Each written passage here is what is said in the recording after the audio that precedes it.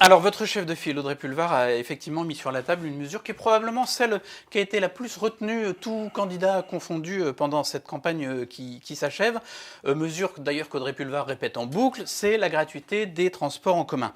Première question, est-ce que c'est vraiment efficace pour réduire la pollution, les émissions de carbone ?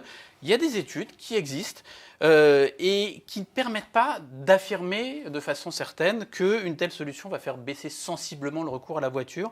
Il y a aussi beaucoup de gens qui prennent le vélo ou qui se rendent par exemple à leur travail à pied, qui sont tentés dans ces cas-là de passer au bus pour des petites distances par exemple. Alors, prenons les choses simplement dans le bon sens. D'abord, vous avez raison de le dire, la seule mesure qui, en Ile-de-France, a, je crois, été entendue par les Franciliens et Franciennes, c'est celle d'Audrey Pulvar sur la gratuité des transports. C'est d'ailleurs assez surprenant que la présidente sortante n'ait pas une mesure ou des mesures. Je crois qu'elle a peur et de présenter son bilan et de présenter son projet. C'est assez inquiétant. Sur ce que propose Audrey Pulvar et Ile-de-France en commun.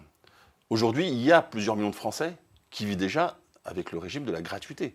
Nous étions notamment à Dunkerque. Vous avez vu mon ami Michael Delafosse à Montpellier et dans d'autres endroits de France. Donc ça marche et c'est une avancée. D'abord, c'est deux choses. Première chose, c'est une avancée en termes de justice sociale et de pouvoir d'achat.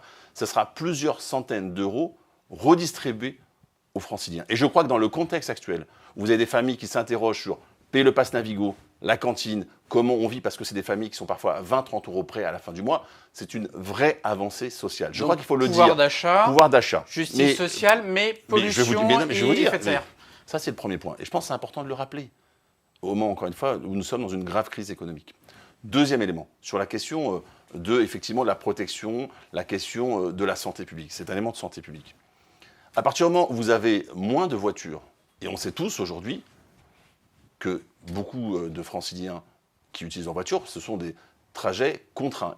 Ces personnes n'ont pas le choix, parce que notamment le coût pour les transports publics ou la question de la qualité.